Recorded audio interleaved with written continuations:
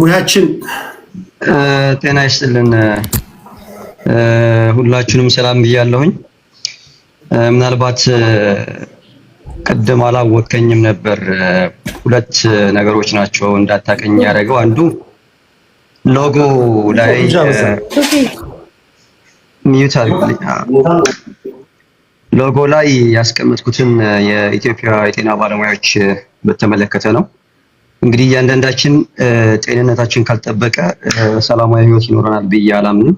እንደ አንድ የጤና ባለሙያዎች ችግር የሁላችንም ችግር ነው ብዬ ስለማምን ለነሱ ድምጽ መሆን አለብን ስንል የሚጠይቋቸውን ፍትሃዊ ጥያቄዎች በፍትሃዊ መንገድ የሚመለስላቸው እንዲሆን ሀገሪቱን የሚያስተዳድረው መንግስት የባለሙያዎችን ጥያቄ በአግባቡ አጢኖና ተመልክቶ የማያዳግም መልሶችን መስጠት አለበት ብዬ ስለማምን ለነሱ ድምጽ መሆን ነው። አንድም ቴዲ ቤት መግባቴ ካልቀረ አንዱ ዋናው የሀገሪቱ ቱባ እሴት የሚሆነው ጤና ስለሆነ ጤናው ላይ ደግሞ ሳይበሉ ሳይጠጡ የሰዎችን ህይወት ለመታደግ የሚመጡ ባለሙያዎች አሁን ላይ ለራሳችንም ሰስቴን ማድረግ አልቻልንም እያሉ ያለበት ሁኔታ አለ። አንዳንድ ሰዎች ደግሞ ይሄንን ጥያቄ ባልተገባ መልኩ ለጥጠው ከመንግስት ውጭ ያሉ ኃይሎች ባልተገባ መልኩ ነገሩን ጋልቫናይዝ እያደረጉ ስለሆነ ባለን ፕላትፎርም ሰላማዊ በሆነ መንገድ ችግሩ እንዲፈታ አድቮኬት ማድረግ አለብን ብዬ ለማሳሰብ ነው። ከዛ ወደ ቀጣዩ አጀንዳ ሲሄድ የትግራይ ጊዜያዊ አስተዳደር ላይ ያለው ለውጥ በተመለከተ እኔ ይበል የሚያሰኝ ነው ብዬ ነው መጀመሪያ የምፈልገው። ምክንያቱም ላለፉት 1 ዓመት 2 ዓመት ይመስለኛል ከጦርነቱ በኋላ ጀምሮ ባሉ ጊዜያት ስንነጋገር የነበረው ምንድነው በሁለቱ መካከል በጊዜያዊ አስተዳደሩና በህወሓት መካከል ያለው ውጥረት ነው። ያ ውጥረት በአንድ በኩል ከፌደራል መንግስት ጋር ካለው ችግር አንፃር፣ በሌላ በኩል ደግሞ ከሻዕቢያ መንግስት ጋር ባላቸው አላይመንት መሰረት የሀገር ስጋት የህዝብም ስጋት ናቸው ብለን ስለምናስብ በእውነትም የጊዜያዊ አስተዳደሩ ላይ ያለው ጌታቸው ረዳ ከሆነ እንደ ፓርቲ ህወሓትን ከጊዜያዊ አስተዳደር እንዳይሰራ ያደረገው የሱ ገለል ማለት ለህዝቡ መፍትሄ ያመጣለታል ብዬ ስለማስብ ለትግራይ ህዝብ ማለት ነው። ያንን ያልኩበት ዋና ምክንያት ምንድነው?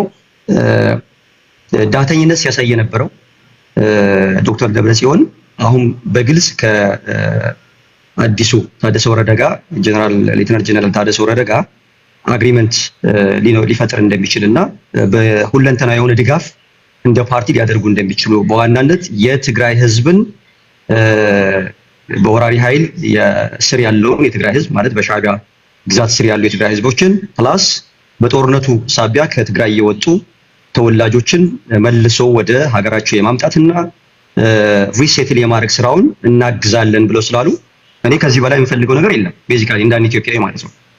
ስለዚህ ይሄ በሰላማዊ መንገድ የሚሄድ ከሆነ ሌላ ሸፍጥ ከሌለው አመስግኜ ነው መጀመሪያ ያለብኝ ብዬ ነው የማስበው።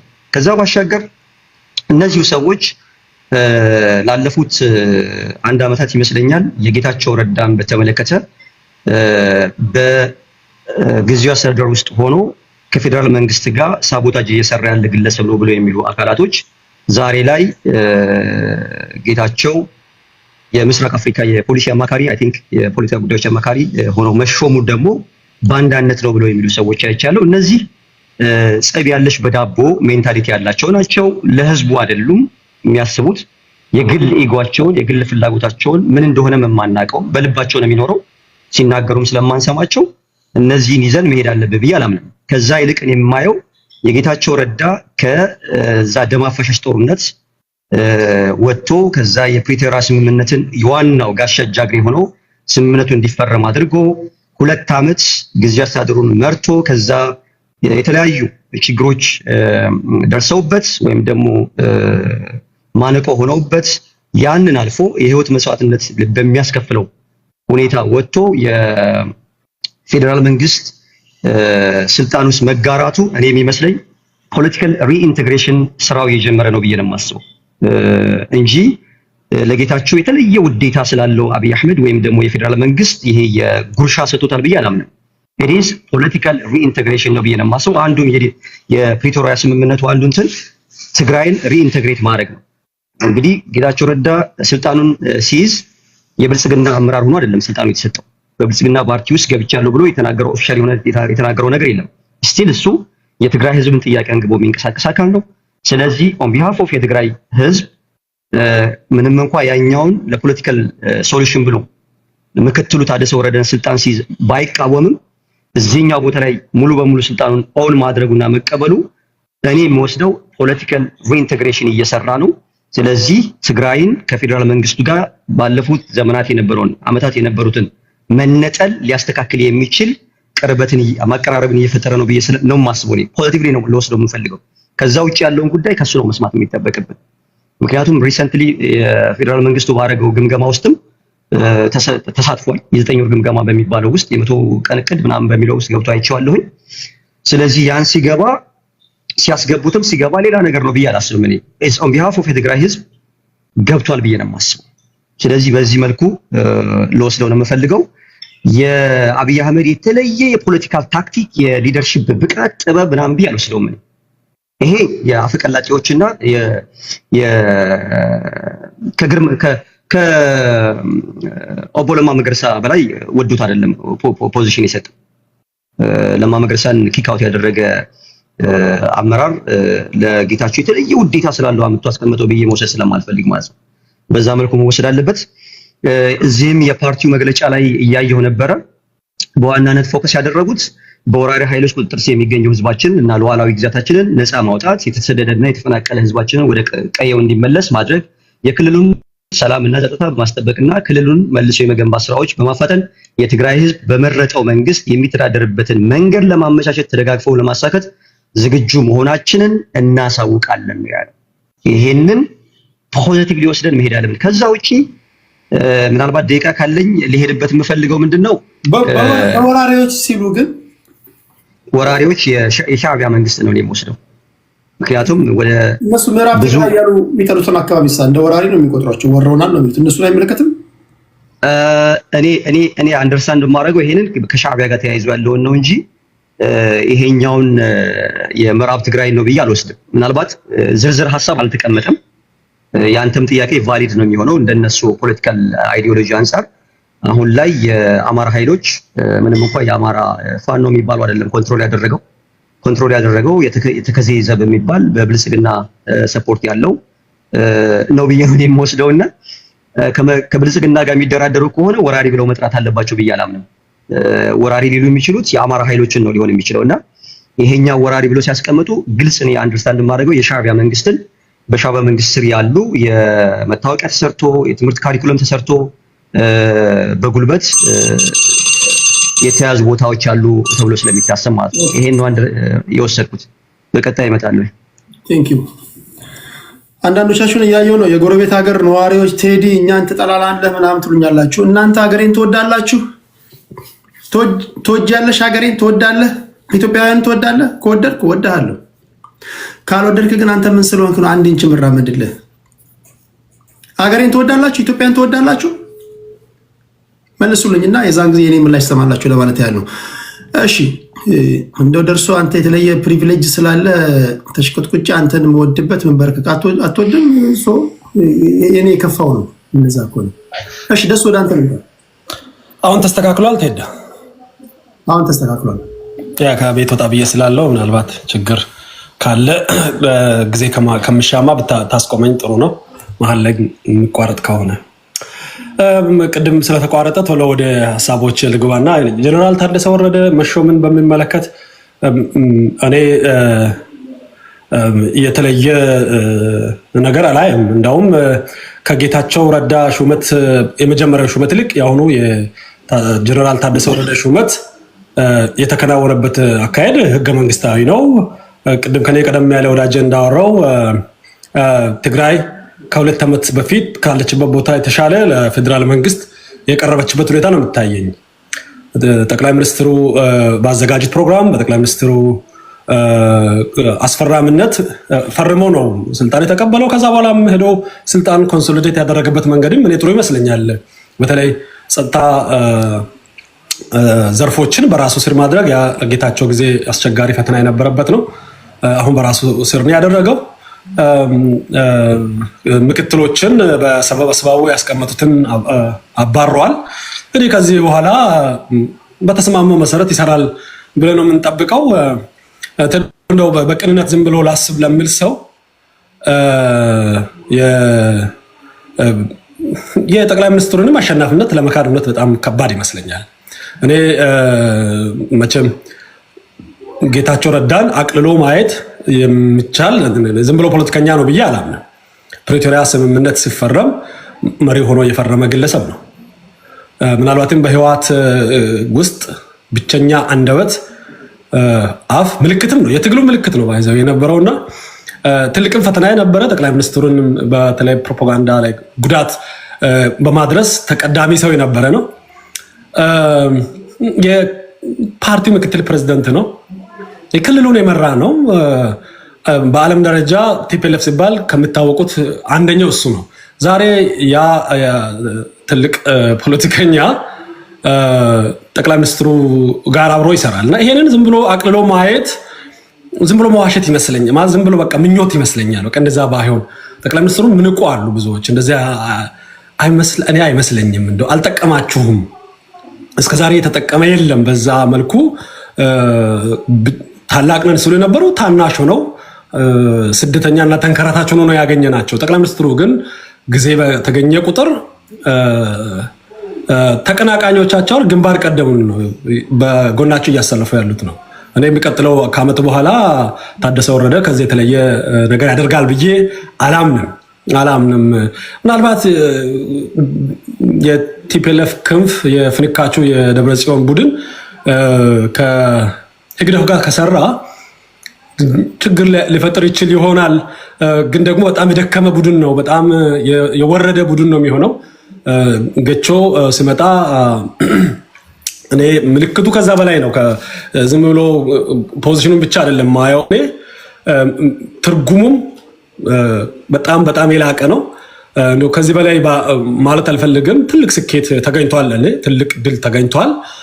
ምናልባትም በሌላው በተቃራኒ ደግሞ ትልቅ የሞራል ውድቀት፣ የሞራል ድቀት፣ ተስፋ መቁረጥ የመጣበት ነው። ጌታቸው በተቃራኒም ሆኖ ከባድ ሰው ነው የነበረው። አሁን ደግሞ መቼም ከባዱን ሰው ከራስ ጎን ስታሰልፍ፣ ትልቅን ሰው ከራስ ጎን ስታሰልፍ ይሄን አቅልሎ የሚያይ ካለ ሞኝ ነው፣ በቃ ሞኝ ነው። እኔ ከዛ ላይ ሌላ ምንም ልል አልችልም። ይልቁንም እንደውም ኢንትረስቲንግ ነገሩ ይሄ የተኛው ፋኖ እንደሆነ አሁን ለማወቅ በጣም አስቸጋሪ ነው። ይሄ ብትንትኑ የወጣው ፋኖ ነኝ ብሎ ራሱን የሚጠራው ከወንድሙ ጋር ለመነጋገር በጣም ከብዶት ሰሞኑን እንዳየነው የሚገድል ግን ደግሞ ከገዳይ ጋር ለመሰለፍ በቃ አፕታይት ያለው እኔ በጣም እንደው በዚህ ውስጥ ልትሰሙ ካላችሁ በእውነት ኢትዮጵያ ከገጠማት መሳሪያ ይዞ ዘጥ ከሚል ቡድን እንደዚህ የተዋረደ ነው አይቻልም። ከእስክንድር ጋር ለመስራት ተራራ ሆኖበት፣ ከአማራ ብልጽግና ጋር ለመስራት ሸለቆ ሆኖበት፣ ከጌታቸው አሰፋ ጋር ለመስራት የሚያለከልክ፣ ከህግደፍ ጋር ለመስራት የሚንበረከክ ለማሰብ ሞክሬ ምን እንደመጣልኝ ታውቃለህ? እነዚህ ሰዎች የራሳቸው አይደሉም። ፋኖ የራሱ አይደለም ብዬ ነው።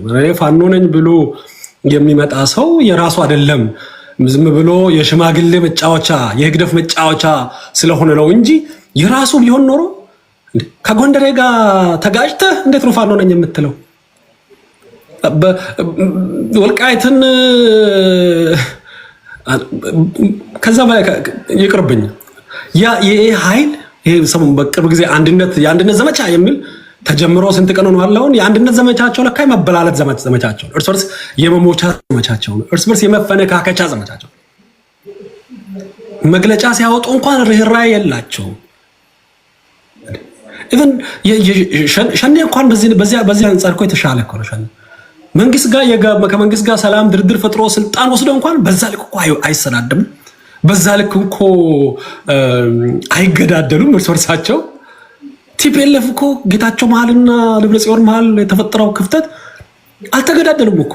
መጨረሻ አካባቢ ወደዛ የሚሄድ ቢመስልም ግን አንዱ ስልጣን በመልቀቅ ተጠናቋል። በሰላም ተጠናቋል። አትሊስት አሁን እስካለን ድረስ ማለት ነው።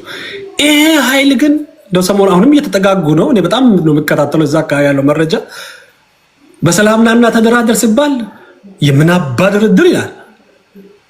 ሰጥተህ ተቀበል ሲባል የምን መስጠት የምን መቀበል ነው ይላል። ሰማይ መቀመጫዬ ነው ምድርም መርገጫዬ ነው ይላል።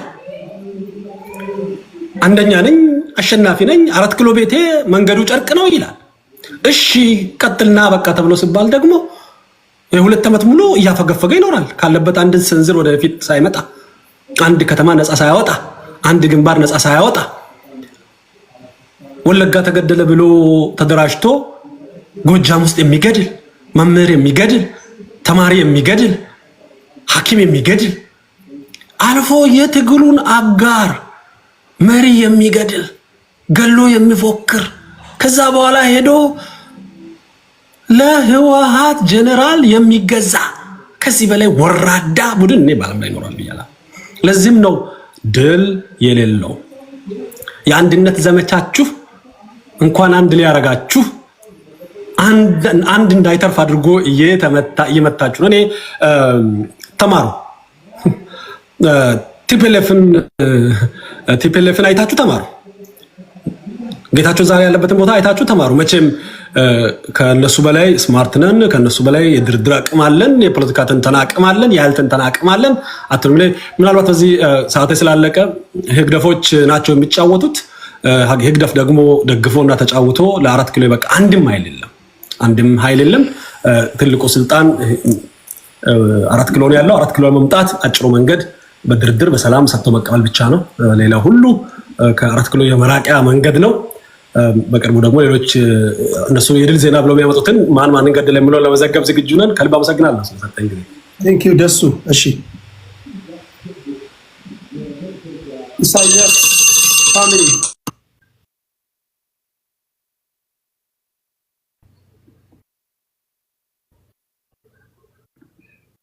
ሚዩት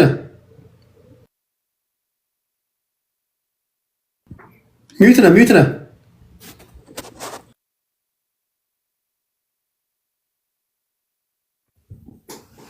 ኦኬ አመሰግናለሁ ቴዳ። መቼም እዚህ ቤት መግባት መታደል ነው።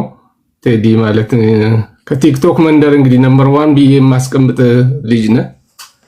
እጅግ አዋቂም በጣም የተረጋጋ ልጅ ነህና እዚህ ስንወያይ እንደ ትልቅ ሚዲያ ነው የማስበው እና ስለተሰጠኝ እድል አመሰግናለሁ። በአነሳው ነጥቦች ትንሽ ነገር ማለት እፈልጋለሁ። አቶ የጀነራል ታደሰ ወረደ ሹመት በተመለከተ በእኔ ግምት ልክ ነው ብዬ ነው የማምነው። እንደ ፌዴራል መንግስት እንኳን ፍላጎት ባይሆንም የፌዴራል መንግስት ፍላጎቱ የብልጽግና ፍላጎትም ባይሆን ትክክለኛ እርምጃ ነው ብዬ ነው የማስበው። ምክንያቱም የትግራይ ልጆች መካከል ሊደረግ የነበረው የደም መፋሰስ በሁለት ጎራ ተከፍሎ ወደ ሌላ ግጭት ሊገቡ የነበሩን ለጊዜም ቢሆን ይገታል የሚል ግምት አለኝ። ያው እንደምናውቀው ጀነራል ታደሰ የሆነ ጊዜ አቶ መለስ ዜናዊ የተናገሩት ነገር አለ። አቶ ኩማ ደመቅሳን የሆነ ህወሓት ለሁለት በተከፈለ ጊዜ አቶ ኩማ ደመቅሳ ወደዛ ግሩፕም ይመስላሉ፣ ወደ እነመለስ ግሩፕም ይመስላሉ። መጨረሻ እየተጠባበቁ ነበሩና መጨረሻ ላይ አቶ መለስ ግምገማ ላይ አቶ ኩማ ደመቅሳ መሀል ሰፋሪ ነበሩ አለ። ጀነራል ታደሰም የመሀል ሰፋሪ ነበሩ ብዬ ነው የማስበው። ወደ አቶ ጌታቸውም ያመዝናሉ፣ ደብረጽዮንንም አይዞ ይላሉ፣ መሀል የነበሩ ናቸው። አሁን ግን ወደ ትክክለኛ መንገድ የመጡ ይመስለኛል። ህዝቡ ያለው እንግዲህ አቶ ጌታቸውን ሲቃወሙ የነበሩት ሁለት ዓላማ ያላቸው ሰዎች ነበሩ። አንድ ምንም ቢሆን ተከፍሎ የተፈለገ ዋጋ ወጥቶበት የፌዴራል መንግስቱ መፍረስ አለበት። ሁለተኛ አማራጭ ምንም ነገር ተደርጎ ትግራይ ሀገር መሆን አለባት የሚሉ ግምትና ፍላጎት ያላቸው ሰዎች ደብረጽዮን ሲደግፉ የነበሩ ናቸው ብዬ ነው የማስበው። አሁን ግን ለጀብ አድርጓል ይሄን ነገር። ስልጣኑ ወደ አቶ ጀነራል ታደሰ መምጣቱ ለደብረጽዮንም ትልቅ እንቅፋት ነው። ትልቅ እንቅፋት። አሁን ግጭቱ የሚሆነው ደብረጽዮን ወደ ስልጣን መምጣት ነበር። አሁን በምንም መልኩ ሊመጣ አይችልም። እመጣለሁ ቢሮ ቢያስብም ከቶ ጀነራሉ ጋር ነው የሚጋጨው። ፓወር ያለው ጀነራሉ እጅ ነው። ፓወር አለውም ብለው የታጠቀ ኃይልን የሚመሩ እርሳቸው ናቸው። ስለዚህ ትክክለኛ እርምጃ ነው ብዬ ነው የማስበው ምንም ቢሆን። አሁን እንግዲህ ሌላው ለነፋኖና ለሻቢያም ይሄ ትልቅ መርዶ ነበር። ጦርነት ይነሳል የሚል ግምት ነበራቸው።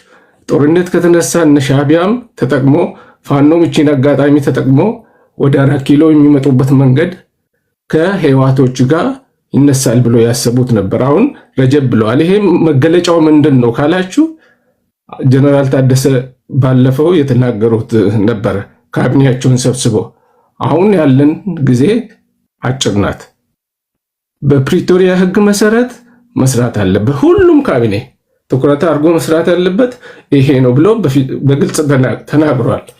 ይሄ ምንድነው የሚያሳየን? ያም ሆነ አንተ ስልጣን እጃቸው ላይ ከተሰጠ ክልሉን አስተዳደር ከተባሉ ምን እንደሚፈልጉ ከዚህ በላይ ምንም ሊያመጣው አይችሉምና አሁን ይጠቀሙበታል የሚል ግምት አለኝና ትክክለኛ እርምጃ ነው። ለፌደራል መንግስቱም እፎይታ የሚሰጥ ነው። ለሻቢያና ለፋኖ ግን መርዶ ነበር፣ ትልቅ መርዶ። ይሄ እንደዛ ነው የማስበው። ሌላ በሻቢያና ፋኖ እንዲሁም ሻቢያ ፋኖ ቲፒኤልኤፍ መካከል ያለው ጥምረት ብለን የምናስበው እኔ በእኔ ግምት ለጊዜው ቲፒኤልኤፍ ገርሸሽ ብናደርግ ጥሩ ነው። ለጊዜው የተለያዩ አንዳንድ ኬሪያ ምናምን የሚያወሩት ነገሮች አሉ። ከዋናው ጀነራል ታደሰ አፍ እስከምንሰማ ድረስ ለጊዜው ብናይ መልካም ነው። የፋኖና ሻቢያ ግን ያው የጋለሞታ ትዳር የምንለው ወይ ቄስ ያልቀደሰው ወይ ማዘጋጃ ያልፈረመበት ተጋብተዋል፣ ጀምረዋል። ቆዩ እኮ ይህን ነገር ከጀመሩት። ፋኖን የሚያስታጥቀው ሻቢያ መሆኑ ግልጽ ነው። የፌደራል መንግስትም ይሄም ያውቀዋል። ያ ግን የትም ሊያደርሳቸው አይችሉም። እንደ አጋዥ ሲያስቡት የነበረው ቲፒኤልኤፍን ነው። አሁን ብዙ ጊዜ አይታችሁ ከሆነ ጦርነት እንዲነሳ ነበር የሚፈልጉት። እርስ በርስ አላይንስ ሲፈጥሩ ምን አይነት አላይንስ ነው? አንዳንዶቹ ምንድነው የሚሉ ሰሜናዊያን ይላሉ። እንግዲያው ሰሜቲክ አንድ ላይ ተሰብስቦ ሻቢያ፣ ፋኖ፣ ቲፒኤልኤፍ ተሰብስቦ ኩሸቲክን ነው ደቡቡን ነው ለማንበርከክ የሚመጣው? አፋሩን ነው? ሶማሌውን ነው? ኦሮሞውን ነው? እነዚህ ሰሜቲክ ተብሎ የሚጠሩት ኃይሎች አንድ ላይ ተሰብስቦ ሌላውን ለማንበርከክ የሚደረገው ጥረት የትም ሊደርስ አይችልም። ዝም ብሎ የሚያይ አይኖርም። የኢትዮጵያ ሕዝብም ዝም ብሎ የሚያይ አይመስለኝም። ስለዚህ ይሄ በዛ መታየት አለበት እና ሌላ በምን መልኩ ነው ሻቢያ ከኢሳያስ አፈወርቅ ጋር የሚሰራው? ኢሳያስ አፈወርቅ ለአማራ ሕዝብ ያለውን ክብር ታውቃላችሁ። እዚህ ውስጥ መናገር እንኳን ባይፈልግ ከአማራ ሕዝብ ጋር አይደለም መስራት አብሮ መለመን አይቻልም ብሎ ከተናገረው ጋር ጥምረት ፈጥሮ አሽከሮ ነው ለነሱ አህያ የጭነት አህያ ሆኖ ኢትዮጵያን ለማፍረስ የሚመጡ ከሆነ የአማራ ሕዝብም ይሄን ያህል አይቀበልም። ፋኖን ዞር ብሎ የሚያጠፋው የአማራ ሕዝብ ይሆናል ማለት ነው እንደዛ ከሆነ።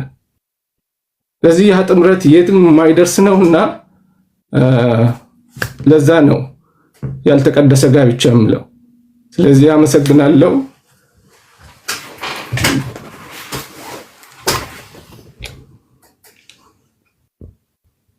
ስዩሜያችን ይሰማል?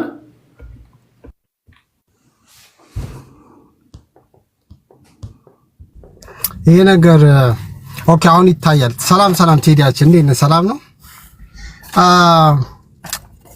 አንዳንዴ መርህ የሚባል የምትናገሩትን ከላይ የተናገራችሁት እስከታች እስከምትወርዱ አትርሱት። 8 ደቂቃ ውስጥ ከረሳህ የሚጋጭ ነገር ጌታቸው ረዳ ስለ አብይ አህመድ የተናገራቸው ነገሮች ሁሉ ሰምተህ ወረህ ተስማሙ ጥሩ ነገር ነው ብለህ ትናንትና ስለ አማራ ይሄ ተባለ ነበርና አሁን ቢስማሙ እንዲህ ይጋጫል። ምንድነው የሚጋጨው? እዛ ጋር ካልተጋጨብህ እዚህ ጋር ይጋጭብህ። መርህ የሚባል ነገር ይኖራችሁ።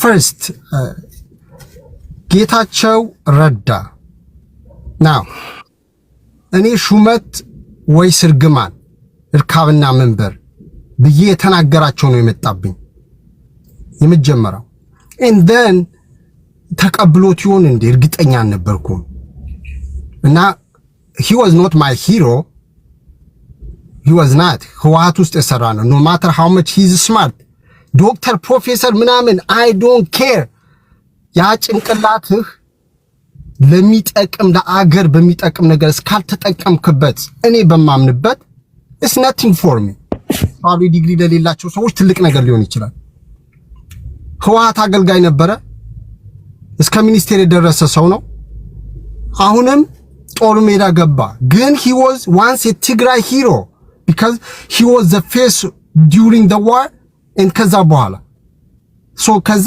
የሆነ ጽሁፍ ልጻፍ ብዬ ጀመርኩ once Tigray hero became አብይ ቢች ብዬ ጀመርኩና አይ ቃሉ ሰው ላይ ወደው ይችላል ብዬ ተውኩት ምክንያቱም የኛ ሰው ሐቅን ስትናገር አይወድም and intellectual ደግሞ dishonesty በጣም የሰፋበት ሀገር ነው ከዛ አይ ቅርብኝ ይሄ ነገር አንዳንድ ሰዎች ጽፉ ጽፌዋለሁ ግን ላኩላቸው ለተወሰኑ ሰዎች አሁን ምንድነው መሰለ አብይም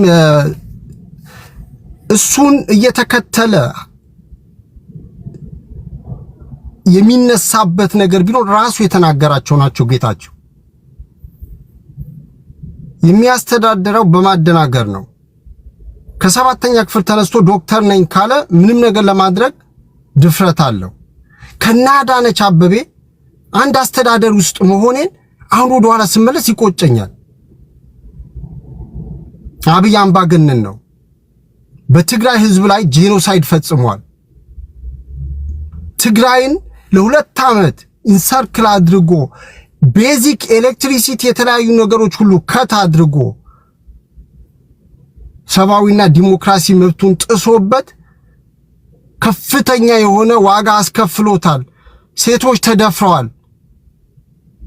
ሲል የነበረ ሰው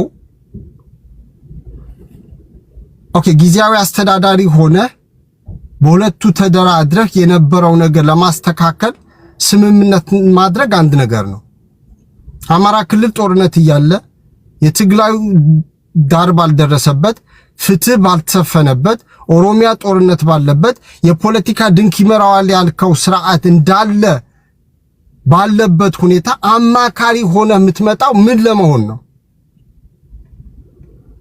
ይህ ክህደት ነው ትልቅ ክህደት ነው እሱ ፕሮባብሊ በዓለም አቀፍ መስሪያ ቤት ለመቀጠር የአብይ አህመድ ያው የመንግስት ድጋፍ የሚያስፈልጋቸው ስላሉ እነዛ ለማግኘት ከሆነ ለግል ጥቅሙ ነው ማለት ነው ያ ከሆነ ግን የዛሬ 2023 ላይ ምን ብሏል ያመፀ ህዝብን ለመምራት እድሉ በማግኘቴ እድለኛ ነኝ ሲል ነበር አብይ እኮ አለው ቴዲሪዮት ባትወጡ ሁሉ አይፈጠርም ነበር ሲለው ለኛ እኮ መኪና ነበር ወንበር ነበር ለትግራይ ህዝብ ግን ምን ይጠቅም ነበር ኦሮሞ ምን አገኘ አማራው ምን አገኘ ሌላው ምን አገኘ ጦርነት ነው ባለስልጣን ላይ ያሉት አብይ ሰጠ አብይ ነሳ ነው የሚሉት የምግብ ሜኑዋቸው ሳይቀር የሚመርጥላቸው አብይ ነው አሁን ቁርስ ምን እንደበላ አብይ ነው መረጠለት ምን ሰጥቶት እንደሆነ ራሱ ይወቅ እርካብና ወንበርን አስታውስ ጌቾ እንዳትበላ ብዙ የተበሏል ኢንጂነር ስመኘውን እኮ የሚያደርገው ነገር አድርጎ መቶ ዲሲ ከመጣ በኋላ አንድ ኢንጂነር ስመኘው የሚባል ሰውዬ እኮ ነው ያለን አብይ ፕሬዝዳንት ሆና ያገለገለች ሴት ከደርግ ጀምራ በኢህአዴግ አገልግላ እሱ ጋር የደረሰችው ሳህለወርቅ ያኔ ጦርነት ይቅር ስትል ስለነበረ የምስክር ወረቀት እንኳን ሊሰጣት አልፈለገም 40 ዓመት አገልግላ አምባገነን ስርዓቶችን ቢሆኑ መሸኘት ሳይፈልግ እሷም በማህሙድ አህመድ ዘፈን ምንድነው መልሴ ዝምታ ነው መልሴ ብላ ወጣችና ጌቾ የተለየ ነገር ይገጥሟል የሚል አመለካከት የለኝም ግን ታደሰ ወረደ መጣ ታደሰ ወረደ ማን ነው የጌታቸው ምክትል የነበረ የደህንነት መዋቅሩ ሲቆጣጠር የነበረ እስከ ኤርፖርት ሄዶ ሲያሳድደው የነበረ ማተብ በየመስሪያ ቤቱ እየሄደ ሲለቅም የነበረ ምንም ለውጥ አይመጣም ቴዲ። ይሄ ደግሞ የተደረገው በፕሪቶሪያ ስምምነት አይደለም። ኦልሬዲ ምን ሰነድ ብለው እኮ ቃል ኪዳን ብሎ እኮ ፈርሟል። ቃል ኪዳን ብሎ ፈርሟል ታደሰ ወረደ። ያ ማለት ምንድነው? ባይ ዲፎልት ያኛው አልተነሳም። ህወሓት ደግሞ ተፈራራሚ አይደለም። በዚህ ህወሓት እኔ ነኝ የላኩልህ ሾምክ ይላል። አብይ አህመድ ኖን የራሴ ነኝ የሾምኩት ባይ ነው። ለምን በኢሜል ምረጡ ለምን አለ? በፕሪቶሪያ ስምምነት ከሆነ ሁለቱም ተስማምተው ያደርጉታል ነው እንጂ ዩኒላተራል በሆነ ሁኔታ አንዱ አካል ብቻ ይወስናል አይልም። አብይ ግን በኢሜል ምረጡ አለ። መጨረሻ ታደሰ ወረደን አመጣ። ህወሓት የሚል ስም አንድም ጊዜ አላነሱም። አብይ የመረጠበት መንገድ የሾመበት መንገድ ኢትዮጵያ ውስጥ ደግሞ ዋን ማን ሩል እንዳለ ደግሞ ያረጋገጠ ነው። ዩኒታሪ ሲስተም ኦፍ ገቨርንመንት እንዳለ አብይ አህመድ አድራጊ ፈጣሪ መሆኑን በግልጽ ያመላከተ ነው። የትግራይ ችግር አሁንም አይፈታም። ጌታቸው ወርዶ ታደሰ ወረደ ምክትሉ ስለመጣ የሚቀየር ነገር የለም። ይሄ ከተወሰነ በኋላ ተፈራርሞ ከሄደ በኋላ ወዳው the next day the federal government ቁጭ ብሎ መግለጫ ነው ያወጣው። ህወሓትም መግለጫ ነው ያወጣው። አሁን እየተጠዛጠዙ ነው። የሚመጣ ምንም ለውጥ የለም። የሚቀጥል ነው። ፕሮባብሊ ጌታቸው ዛዲቅ አብርሃ ባለፈ ሲናገር ነበር የራያ ህዝብ ጥያቄ ብሎ ሊመጣ ይችላል። ኦር ራዩማ ከሚሉ ደግሞ ሊቀላቀል ይችላል። የራሱ ጥቅም ለማስጠበቅ ሊሄድ ይችላል። ነገር ግን ቴዲ የፈለገ ሁለቱ ቢስማሙ ትናንትና ቴሮሪስት ሲባል የነበረ ሰውዬ አብይ አህመድ ደግሞ ጄኖሳይደር ሲል የነበሩ ሰዎች ሲስማሙ ስልጣን ነው የሚቀርብልህ? ወንጀለኛ መጠየቅ አለበት ወይ ስልጣን ነው ሊቀርብለት የሚገባው? ጌታቸው ረዳ ወንጀል ከሰራ ይሄ ሁሉ ጦርነት ውስጥ ህዝብን ከማገደ ስማ ማየት የተሳናቸው አሉ፣ አካላቸው ያጡ አሉ፣ የሞቱ ሰዎች አሉ፣ የተደፈሩ ሴቶች አሉ። ቢሊየንስ ኤንድ ቢሊየንስ ኦፍ ዶላር የወጣበት ጦርነት ነው የተደረገው። ችግሩ ግን ምን መሰለ ቴዲ፣ አፍተር ኦል ቃላቶች ጭምር አቢዩዝ አደረጉብን። ለምሳሌ ጄኖሳይድ፣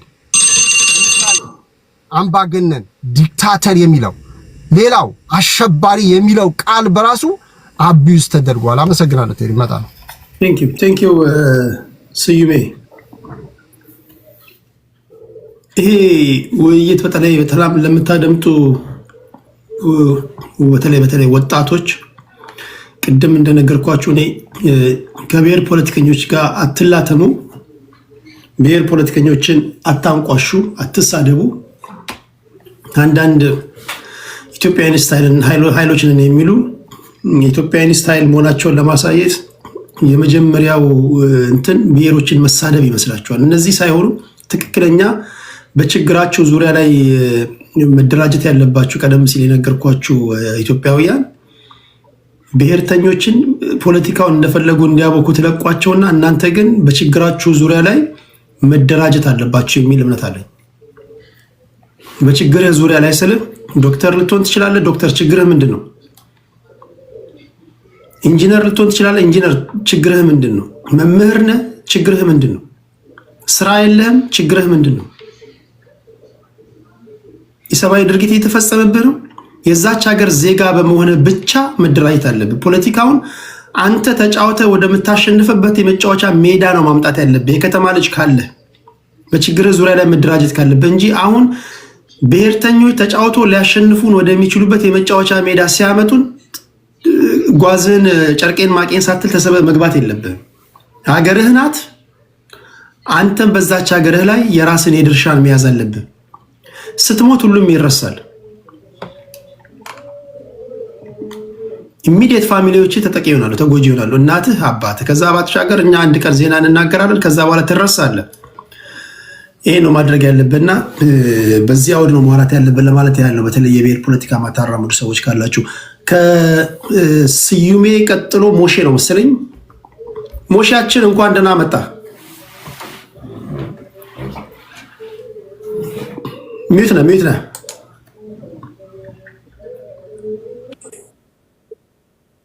ሰላም ነው። ሌሎቻችሁም እንዴት ናችሁ? ከታችም ያላችሁ ሌላ ቦታ ነበርኩኝ፣ ግን ገባ ብዬ ሳያንተ ጋር ዛሬ ሌሎች ሰዎች ስላሉ ፖለቲካ ለመስራት እንደመጡ ስለገባኝ ነው የመጣሁት። በተወሰነ ቢዚ ነበርኩኝ። እስኪ አንዳንድ ሀሳብ ልስጥና እንትን እላለሁ። አዝናለሁ። አሁን አንዳንዴ እዚህ የሚወራውን ነገር ስንሰማ በእውነት አምነውበት ነው ይሄን ነገር የሚያወሩት የሚለውም ነገር ያሳዝነኛል። ስለ ትግራይ ክልል ምርጫ የተወሰነ ነገር ልበል። ቴዲ፣ እኔ በማምነው ደረጃ ቲፒኤልኤፍ ከዚህ ምርጫ አሸናፊ ሆኖ ወጥቷል። ለምን እንዳልኩ እነግራለሁ። ከዚህ በፊት እዚህ ቤት ስናወራ፣ አንተ ቤት ስናወራ ህወሓት ለሁለት ተሰንጥቋል እንል ነበር። አንደኛው ፓርት ከሻዕቢያ ጋር ይሰራል፣ ሁለተኛው ፓርት ከፌዴራል መንግስት ጋር ይሰራል ብለን ነበር።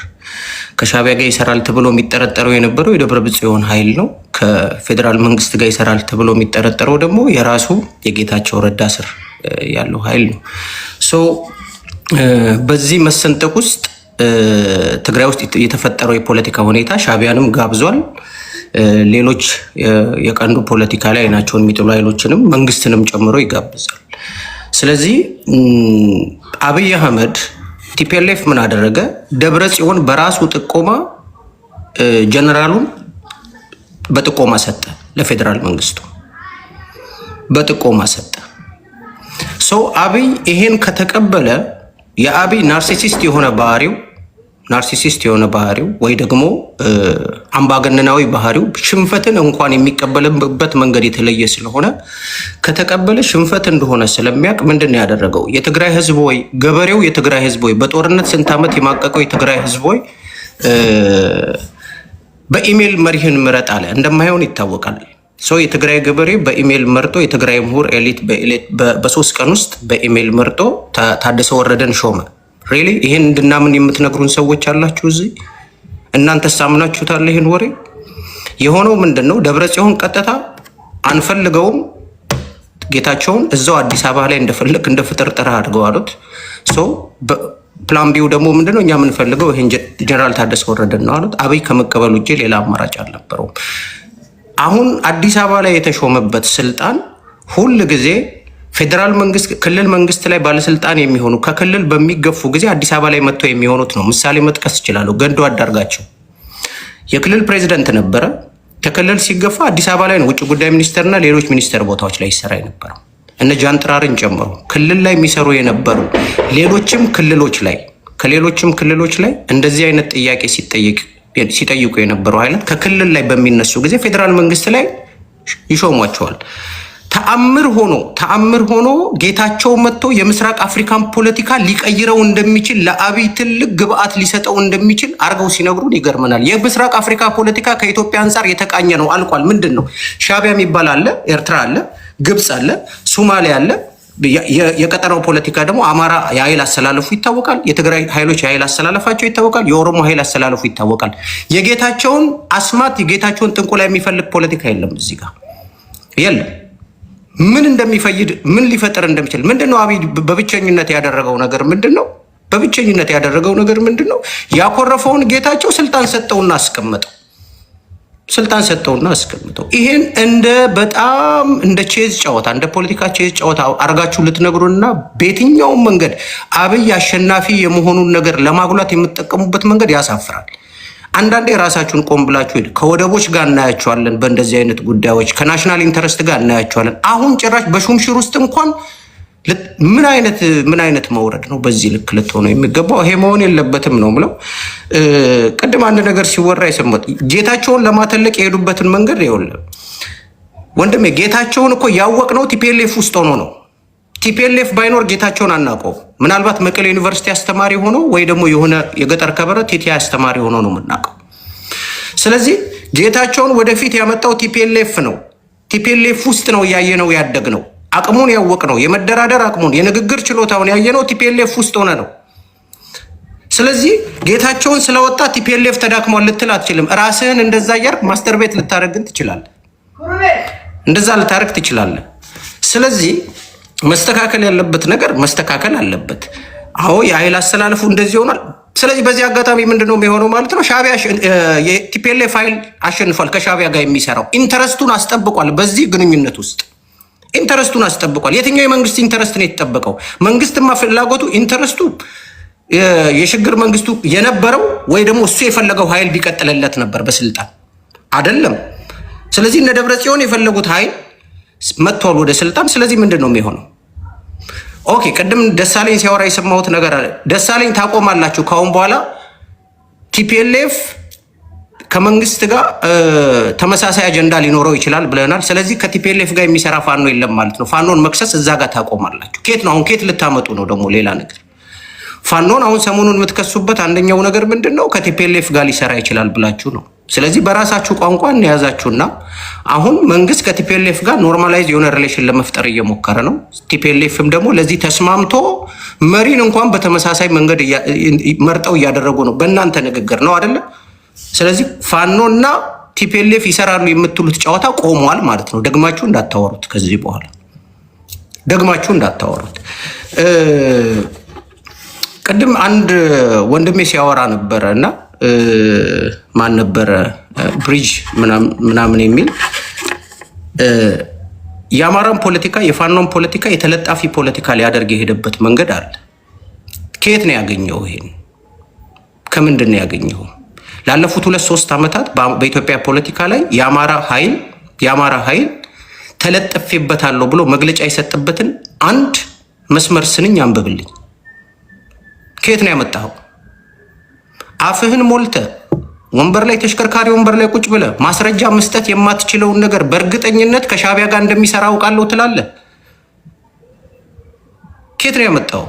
ስለዚህ እንደዚህ አይነት ጥራዝ ነጥቅ የሆነ ምንም ነገር ማሳመኛ ነገር ልትናገር ለማትችለው ነገር ባታወራ ይሻላል። መተንተን ካለብህ ወይ ደግሞ ማውራት ካለብህ ሊመስል በሚችል ኮንክሪት የሆነ ነገር አንሳና ስለሱ መነጋገር እንችላለን። ቴዲ ስለ ሰሞነኛው የፋኖ የዘመቻ ሰንደቅ አለኝ አንድ ጥያቄ። ስለዚህ በኋላ ልመለስና ይሻላል በሙሉ ወደዛ እንደዛ ወደ ሁለተኛ ዙር እንሄዳለን። 7 ደቂቃ እናደርጋለን። ከ3 ከ4 ዙር በኋላ እናቆማለን። ሊያችን ቴንክ ዩ ሹም ስነ ስርዓቱን አይታችኋል። ጀነራል ታደሰ ወረደ ሲሾሙ እንዴት የውጭ ዲፕሎማቶች ባነር ተሰርቶ አሁን የራሱ ልንተነትነው የሚገባ ጉዳይ ነው። እዚህ ጋር ነጮች ናቸው የሚታዩ። ምን ነው አረጋ ከበደ አልተሾመም እንዴ?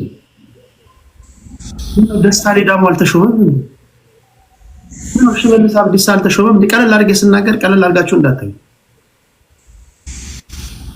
ምንድነው ይሁሉ እኚህ ሰዎች የፌዴራል መንግስትን የመጠምዘዝ አቅም ስላላቸው ነው ማለት ነው? ምንድነው በዚህ ደረጃ ላይ ይሄ ሁሉ ሴሪሞኒ?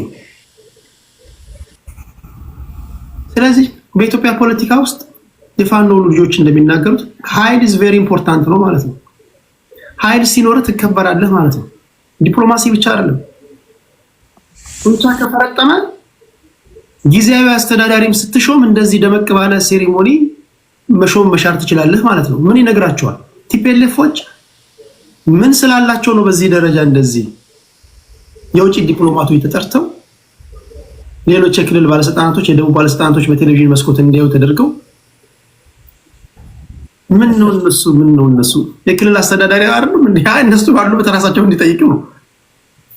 ይሄ እንዴት አያችሁት? እኔ በጠይቅ ቴሌግራም ላይ ጽፌላችሁ ነበር። ይሄን ነገር እንዴት ታዩታላችሁ ብዬ ጠይቄያችሁ ነበር። አብዛኞቻችሁ የመለሳችሁትን መልስ እዚህ ጋር በዚህ አጋጣሚ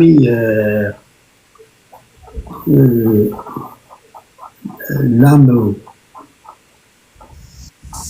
አንድ ደቂቃ አስቶኝ ከሌሎች ክልሎች በተለየ ሁኔታ የትግራይ ክልል በፌዴራል መንግስቱ ልዩ መስተንግዶ የሚቀርብላቸው ለምንድን ነው? ሌሎች ክልሎች ፌዴራል መንግስቱን ማስፈራራት የሚችል የታጠቀ ጦር ስለሌላቸው የምትሉ 50 ብያቸው ነበር። 24 ሰዎች የፌዴራል መንግስቱ ሁሉንም ክልሎች እንዲህ ነው በክብር የሚያስተናግደው የምትሉ 5 ዳውን ብያቸው ነበር። 7 ሰዎች መንግስት ህዋቶችን እስኪጠፉ ድረስ አውቆ እያሳሳቀ እንጂ ፈርቶ አይደለም የምትሉ የብሔር ስም የጻፍ ስም ብያቸው ነበር። ያን የጻፉ ያን የጻፉ መንግስት ህዋቶችን እስኪጠፉ ድረስ እያሳሳቀ ነው የሚሉ ብዙዎቹ ጽፈዋል። ይሄን ጽፈዋል። ሌሎች ክልሎች ፌደራል መንግስትን ማስፈራራት የሚችል የታጠቀ ጦር ስለሌላቸው የሚሉ ሰዎች 7 ሰዎች ናቸው፣ የ24 ሰዎች ናቸውና ይሄን ጉዳይ እንዴት አያችሁት? ምናልባት ቲፒኤልኤፎች ከአፍ እስከ ገደፉ የታጠቀ ኃይል ባይኖራቸው ኖሮ እንዲህ ያለ መስተንግዶ ይደረግላቸው ነበር? ሲዳማ 10ኛ ክልል ሲሆን ለምን እንደዚህ ባሸበረቀ ስነ ስርዓት የውጭ ዲፕሎማቶች ተጠርተው ለምን ፕሬዝዳንቱ አልተመረጠም? ደቡብ ፕሬዝዳንት ሲሾም አዲሱ ደቡብ ክልል ፕሬዝዳንት ስትሆኑ ደቡቦች ፕሬዝዳንታችሁ እንደዚህ ባሸበረቀ መንገድ ለምን አልተመረጠም? አማራ ክልል 6 ፕሬዝዳንቶች ያፈራረቀ በሚቀይርበት ጊዜ ለምን እንዲህ አልሆነም? ይሄ ምን የተለየ ነገር ስላለው ነው? ይሄንንም እንድታነሱ ስለምፈልግ ነው። እሺ ወደ 7 ደቂቃዎች ነው የምንሄደው። በኮሜንት ላይ ያላችሁ ኮሜንታችሁን ይጻፋችሁ አነባለሁ። የሚመስላችሁን ነገር አጥንተን አድርጋችሁ ጻፉልኝ። ወደ መስፍን ፈይሳ ሄዳለሁ።